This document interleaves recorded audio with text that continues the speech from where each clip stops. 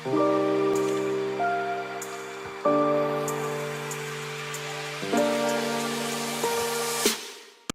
الله الرحمن الرحيم والتين والزيتون وطور سينين وهذا البلد العميم لقد خلقنا الإنسان في أحسن تقويم ثم رددناه أسفل سافلين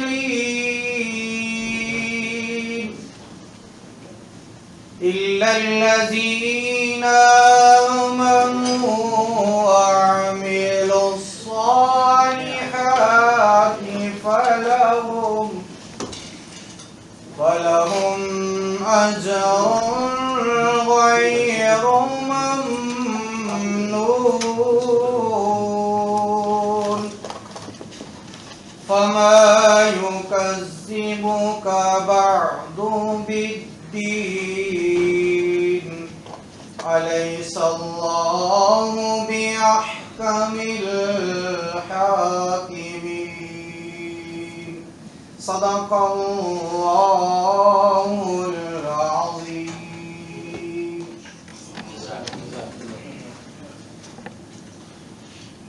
بسم اللہ الرحمن الرحیم. تمام شرکاء کو ادارہ فروغ قومی زبان کی جانب سے خوش آمدید کہتا ہوں. آج پاکستانی زبانوں کے 75 سال کے عنوان سے ایک روزہ قومی کانفرنس برخط آغاز ہو رہی ہے. میں ابتدا میں یہ وضاحت کر دوں کہ چونکہ پاکستان کی زبانوں کی تعداد زیادہ ہے، چند زبانیں نہیں ہیں کسی ایک تقریب میں ان پر گفتگو کی جا سکے، تو ہم نے یہ طے کیا ہے کہ اس سلسلے کے 3 یا 4 پروگرام جو ہیں یا کانفرنس سے منعقد کی جائیں اور اطمینان کے ساتھ تمام زبانوں پہ گفتگو کی جائے گی. آج اس سلسلے کی یہ پہلی تقریب ہے جس میں میں آپ کو خوش آمدید کہتا ہوں. اس تقریب کی صدارت فرما رہے محمد حفیظ خان صاحب اور وہ برخط ہمارے ساتھ اس وقت شامل ہیں. میں انہیں خوش آمدید کہتا ہوں اور ان کا شکریہ ادا کرتا ہوں کہ انہوں نے ہمیں عزت بخشی. مہمان خصوصی ڈاکٹر عبداللہ جان عابد صاحب اس وقت ہمارے ساتھ تشریف فرما ہیں. مہمان اعزاز ڈاکٹر واحد بخش بزدار صاحب تشریف فرما ہیں. ڈاکٹر بادشاہ مدیر بخاری صاحب جو ہیں وہ برخط اس وقت ہمارے ساتھ موجود ہیں. ڈاکٹر امجد علی بھٹی صاحب یہاں تشریف فرما ہیں، میں ان کا شکر گزار ہوں. ڈاکٹر منظور بیسریو صاحب ہمارے ساتھ تشریف رکھتے ہیں. پروفیسر اعجاز نعمانی صاحب جو ہیں وہ آزاد کشمیر سے برخط ہمارے ساتھ اس وقت موجود ہیں. ڈاکٹر جابر حسین صاحب ہمارے ساتھ تشریف فرما ہیں. ہم تمام شرکاء کا شکریہ ادا کرتے ہیں کہ انہوں نے ہماری دعوت پر اپنے قیمتی وقت میں سے کچھ لمحات نکالے اور تشریف لائے. ادارے کے سربراہ ڈائریکٹر جنرل ڈاکٹر رؤف پاریک صاحب تشریف لا چکے ہیں اور اس وقت ہمارے ساتھ موجود ہیں. میں وقت ضائع کیے بغیر میں چاہوں گا کہ تمام مقررین اختصار کا پہلو مد نظر رکھیں تاکہ ہم بر وقت تقریب ختم کر سکیں. میری گزارش ہوگی محترم مکرم ڈاکٹر جابر حسین صاحب سے کہ وہ اظہار خیال فرمائیں. بہت محترم ڈاکٹر جابر حسین.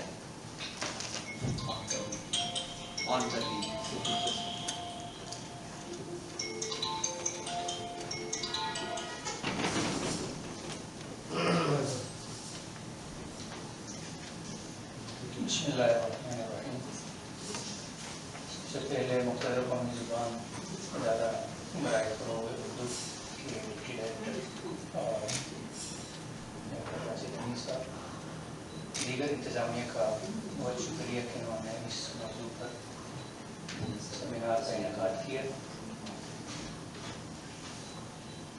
بلا تاخیر میں اپنے موضوع پہ چند رائز گزار کروں گا.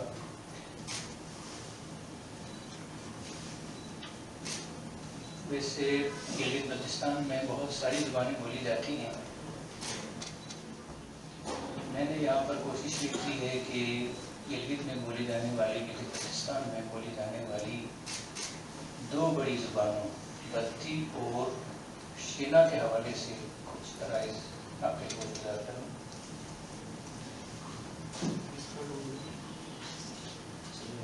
پاکستان کا ثقافتی انسائکلوپیڈیا جلد اول کے مطابق گلگت بلتستان یعنی شمالی علاقہ جات 72,494 مربع کلومیٹر پر محیط ہے. شمالی علاقہ جات کا موجودہ نام گلگت بلتستان ہے. یہ علاقہ کل درجے 5 اضلاع پر مشتمل ہے: گلگت، دیامر، سکردو، گنگشیت، غزر. گلگت بلتستان کے دارالحکومت کی حیثیت گلگت کو حاصل ہے اور اس سے ملحقہ علاقہ جات کا قدیم نام دردستان یا بلاوچستان تھا. قدیم زمانوں میں گلگت اور چترال ایک سیاسی اور انتظامی وحدت ہوا کرتے تھے. اس سیاسی اور انتظامی وحدت کے خاتمے کے بعد گلگت کو انتظامی اور سیاسی حوالے سے 7 چھوٹی چھوٹی اکائیوں میں تقسیم کیا گیا. لسانی اعتبار سے دیکھا جائے تو پاکستان کا شمالی علاقہ ایک کثیر اللسان علاقہ ہے. ڈاکٹر فوزیہ جنجوا کا کہنا ہے کہ گلگت بلتستان شمالی علاقہ جات لسانی لحاظ سے ایک کثیر اللسان علاقہ ہے. شمالی علاقہ جات کو انتظامی اور سیاسی لحاظ سے 2 حصوں میں تقسیم کیا جاتا ہے. ایک حصہ کوہستان اور چترال پر مشتمل ہے جو کہ صوبہ خیبر پختونخوا کے زیر انتظام ہے، جبکہ دوسرا حصہ گلگت بلتستان پر مشتمل ہے. یہ حصہ بنیادی طور پر وفاقی حکومت کے رہنما پر انحصار کرتا ہے. اس خطے کی بیشتر زبانوں کا تعلق انڈو آرین خاندان سے زبانوں کے، تاہم چند ایک کا تعلق ایرانی گروپ سے بھی ہے. وقت ان کا ہے. شمالی علاقہ جات میں مجموعی طور پر کئی زبانیں بولی جاتی ہیں. مثلاً بلتی ہے وہاں کی سب سے بڑی زبان، شینا ہے یہ بھی دوسری سب سے بڑی زبان ہے. گروشسکی، واخی، کھوار، کلاشا، ڈومیلی، دودغار، ٹھومکی، کھوار بتی، پالولا، ارسونی وار، موموی، یہ بہت ساری اس طرح کی ایسی زبانیں ہیں جن کے نام بھی بہت سو کے لیے نامانوس ہیں. حمید الفت مولانی کی تحقیق کے مطابق یہ تقریباً کچھ 16 زبانیں بنتی ہیں جو گلگت بلتستان کے اندر بولی جاتی ہیں. ان 16 میں سے 5 کے علاوہ باقی ساری زبانوں کا تعلق چترال سے ہے. یعنی چھوٹی چھوٹی ایسی بولیاں ہیں جو چترال ہی کے ریجن کے اندر بولی جاتی ہیں. لسانی اعتبار سے چترال 14 مختلف قوموں پر مشتمل ہے جن کی 14 مختلف بولیاں ہیں. غالب اکثریت کھو قبیلے کی ہے جو کل آبادی کا 80% ہے. شینا، بلتی، گروشسکی، کھوار اور واخی یہاں بولی جانے والی بڑی زبانیں شمار ہوتی ہیں. ان میں سے ہر ایک کے ادب کی تاریخ اور ثقافتی سرمایہ قابل قدر اور قابل لحاظ. ہم یہاں پر طوالت سے بچتے ہوئے صرف بلتی اور شینا پر ارتکاز فکر کریں گے. سب سے پہلے بلتی کا زبان اور بلتستان کا مختصر سا میں تعارف، یہ تو اور گلگت بلتستان کا ایک مختصر سا تعارف تھا. مملکت خداداد پاکستان کے شمال میں قراقرم اور ہمالیہ پہاڑوں کا ایک عظیم سلسلہ ہے. انہی دونوں عظیم سلسلوں کے بیچ میں موجود تقریباً 10,118 مربع میل پر مشتمل علاقہ بلتستان کہلاتا ہے. بلتستان کا یہ خوبصورت علاقہ 5 انتہائی خوبصورت وادیوں پر مشتمل ہے. ان وادیوں کے نام یہ ہیں: وادی خپل، وادی شگر، وادی کھرمم، وادی رندو اور گلتری. بلتستان کی مقامی زبان کو بلتی کہا جاتا ہے. ماہرین لسانیات کے مطابق بلتی زبان تبتی زبان کی ایک شاخ ہے. بلتی زبان بلتستان سمیت درج ذیل ممالک اور علاقوں میں بھی بولی جاتی ہے. بھوٹان، نیپال کے مشرقی علاقے، لداخ، کارگل، چین کے مختلف صوبوں اور تبت میں یہ زبان بولی جاتی ہے، سمجھی جاتی ہے، سنی جاتی ہے. ایک اندازے کے مطابق دنیا بھر میں تبتی زبان بولنے والوں کی تعداد مجموعی طور پر 40 سے 45 لاکھ ہے. بلتی زبان کا ابتدائی جو رسم الخط تھا اسے اگے کہا جاتا ہے، جو کہ اب متروک ہے۔ البتہ تبت اور لداخ میں اب بھی یہ رسم الخط اپنا وجود رکھتا ہے، لوگ اسے پڑھ سکتے ہیں، اس میں لکھتے ہیں۔ حضرت امیر کبیر سعید علیہ الحمدانی 1373 یا 74 میں کشمیر سے تشریف لائے اور کشمیر کے راستے سے بلتستان کے علاقے خپلو تشریف لائے۔ آپ کے ہاتھوں بلتستان میں اسلام کی اولین شمع فروزاں ہوئی اور بصورت پورا علاقہ مشرف بر اسلام ہوا۔ آپ کی بلتستان آمد کے بعد تبتی دور کے رائج مذہب یعنی بدھ مت سے بلتستانیوں کا تعلق نہ صرف کمزور ہو گیا بلکہ بلتی زبان اور تہذیب کو فارسی زبان اور تہذیب کی شکل میں ایک آب حیات میسر آیا۔ اس آب حیات کی مٹھاس کا ایک قوی ترین عنصر اسلامی تعلیمات بھی ہے۔ یوں 14ویں صدی عیسوی کی 7ویں دہائی میں بلتستان مذہبی، لسانی اور تہذیبی اعتبار سے ایک نئی سمت کی جانب مائل و ارتقا ہو گیا۔ ارتقاء کا اس نئے سفر میں عربی اور فارسی زبان کے بے شمار الفاظ بلتی زبان میں داخل ہو گئی۔ اعتقادات، عبادات، معاملات سے متعلق کم و بیش تمام بدھ مت اصطلاحات کی جگہ اسلامی اصطلاحات نے لے لی۔ فارسی زبان کے تداخل سے بلتی زبان جہاں فکری سطح پر ثروت مند بنی، وہاں لسانی اور صوتی اعتبار سے بھی بعض نئے حروف اور آوازوں سے آشنا ہوئی۔ تبلیغ دین کی زبان فارسی تھی۔ زبان فارسی کا رسم الخط نسخ تھا اس وقت، لہذا تحریری سطح پر ہونے والی تمام لکھت میں خط نسخ کو غلبہ حاصل ہوا اور نتیجتاً بلتی زبان کا قدیم رسم الخط جس کا نام اگے ہے نہ صرف پس منظر میں چلا گیا بلکہ متروک ہو گیا۔ موجودہ زمانے میں بعض افراد اس رسم الخط کے احیاء کے لیے کوشاں ہیں اور ان کی کوششیں لائق تحسین ہیں۔ بلتی زبان کی تاریخ اگرچہ بہت پرانی ہے، زبان کی تاریخ بہت پرانی ہے، مگر مستند تاریخی معلومات اور ماخذ دسترس میں نہ ہونے کے باعث اس کے آغاز اور ارتقاء کے بارے میں قطعی طور پر کچھ کہنا درست معلوم نہیں ہوتا۔ اس ضمن میں اہل تحقیق کی کاوشوں کا انتظار کی دانشمندی کا تقاضا ہے۔ گلگت بلتستان کے معروف اہل قلم جناب محمد حسن صاحب یہاں تشریف رکھتے ہیں۔ دستیاب معلومات اور ادبی ذخیرے کے پیش نظر بلتی زبان کے ادب کو 3 بڑے ادوار میں تقسیم کیا ہے، یعنی دور متقدمین، دور متوسطین اور متاخرین کا۔ پہلے دور میں راجہ حسین علی خان محب صاحب، ان کے 3 بھائی اور ایک بھتیجے کے ذکر کے علاوہ شیگر کے خاندان اماچا سے تعلق رکھنے والے حیدر خان حیدر صاحب اور ان کے فرزند مراد علی خان کا نام دور اول کے بلتی شاعروں میں ان کا نام آتا ہے۔ اس دور کا بلتی ادب بلحاظ اصناف مرثیہ، منقبت، نوحہ اور غزل پر مشتمل ہے۔ زیادہ تر اصناف مذہبی ہیں، سوائے غزل کے باقی تمام اصناف شعر کا تعلق براہ راست اسلام سے ہے۔ لہذا ان تخلیقات میں فارسی اور عربی کے الفاظ اور اصطلاحات کا جا بجا آنا ایک واضح امر ہے۔ دوسرا دور گلگت بلتستان میں بولی جانے والی زبان بلتی کے حوالے سے متوسطین کا ہے۔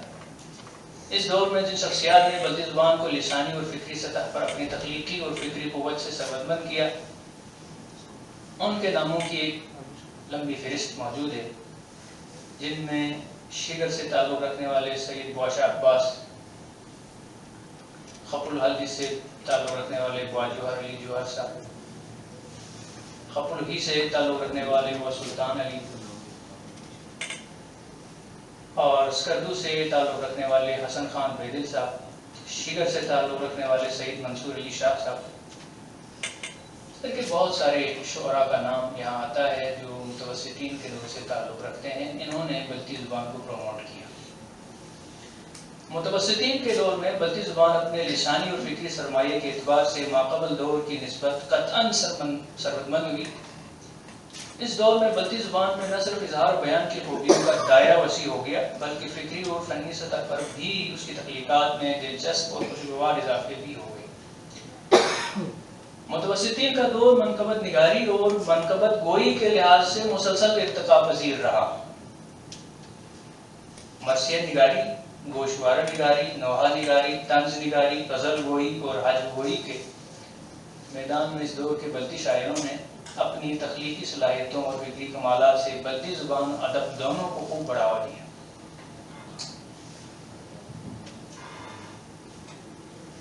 تیسرا دور جن بلتی شخصیات پر مشتمل ہے ان میں راجہ محمد علی شاہ سبا، اخوند محمد حسین حکیم، شیخ غلام حسین سہر، پروفیسر حشمت علی کمال الہامی، غلام حسن حسنی صاحب اور غلام حسن طالب صاحب، اس طرح کے بڑے نام اس دور میں آتے ہیں۔ تیسرے دور کی بلتی زبان میں اپنے سے ماقبل دونوں ادوار کی نسبت جو بات نمایاں طور پر نظر آتی ہے وہ اردو کے اثرات ہیں۔ اس دور کی بلتی زبان میں جہاں فارسی اور عربی کے الفاظ ماقبل ادوار کی مانند مستعمل رہے، وہاں اردو زبان ادب کے اثرات بھی نمایاں طور پر دیکھے جا سکتے ہیں۔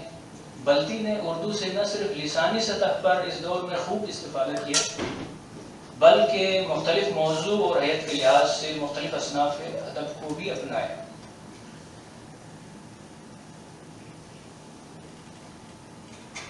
معاصر جو دور ہے، موجودہ دور، اس کو بلتی زبان کا چوتھا دور کہنا چاہیے،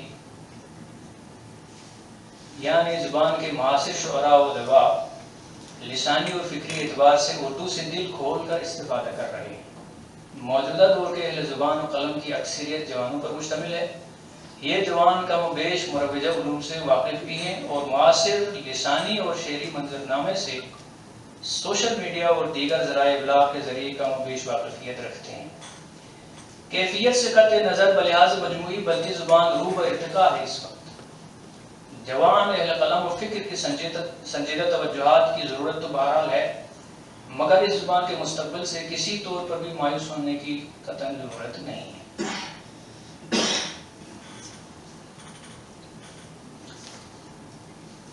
شنا کے بارے میں نے تھوڑی سی گزارشات لکھی، اس کو میں انتہائی اختصار کے ساتھ بیان کرتا ہوں۔ گلگت بلتستان میں بولی جانے والی دوسری بڑی زبان شنا کہلاتی ہے۔ شنا بولنے والوں کو شین کہا جاتا ہے۔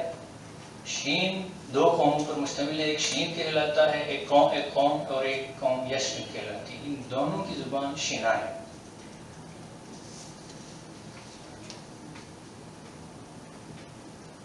شنا زبان کو بھی ہم تین ادوار میں تقسیم کر کے اس کے ارتقاء کا جائزہ لے سکتے ہیں۔ میں مختصراً تین ادوار کا ذکر کرتا ہوں۔ پہلا دور شنا زبان کا ماقبل اسلام کا ہے۔ یہ بات اپنی جگہ ہے کہ گلگت کے اندر اسلام کب آیا، اس کے بارے میں تین چار مختلف آراء ہیں، جن میں سے کسی پر پہلا دور ماقبل اسلام والا ہے، جس میں لوک کہانیوں کے علاوہ کچھ نہیں۔ دوسرا دور 16ویں صدی عیسوی تا 1947 کا قرار دیا جاتا ہے۔ اس دوسرے دور میں بھی جیسے بلتی زبان میں ہوا، مذہبی اصناف کو فروغ حاصل ہوا، مذہبی اصناف ہی کے ذریعے شنا زبان پروموٹ ہوئی۔ تیسرا دور 1947 کے بعد کا ہے۔ اس دور کو شنا زبان کا جدید دور کہا جاتا ہے، ادب کا بھی جدید دور کہا جاتا ہے اور زبان کا بھی۔ اس میں مختلف قسم کے شعراء موجود ہیں جنہوں نے شنا زبان میں اپنی لینگویج کو پروموٹ کرنے کی کوشش کی، اس کو سبقمند کیا۔ انتہائی اختصار کرتے ہوئے آخر میں ایک پوائنٹ، آخر میں یہ امر بھی عصری حالات کے تناظر میں قابل توجہ اور لائق تحسین ہے کہ پاکستان کی قومی زبان اردو کے حوالے سے گلگت بلتستان میں بولی جانے والی زبانیں نہ صرف قومی زبان سے موضوعاتی، لسانی اور ادبی سطح پر بھرپور استفادہ کر رہی ہیں، بلکہ یہاں اردو کے فروغ کے لیے کسی قسم کی قربانی دینے سے بھی گریز نہیں کرتی ہیں۔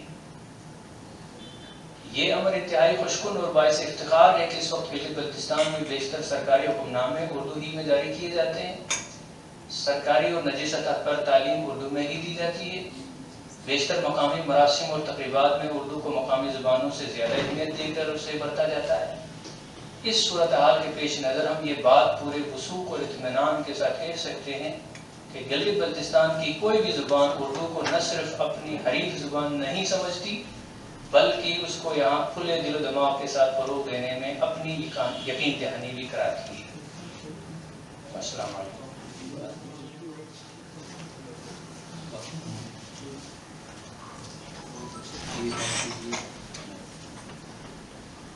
ڈاکٹر جابر حسین بے حد دکھی خیالات کا اظہار فرما رہے تھے، میں ان سے معافی کا طلبگار ہوں کہ انہیں پورا وقت اگر ملتا تو یقیناً ان کا مقالہ ہم مزید معلومات سے ہم سماعت کرتے۔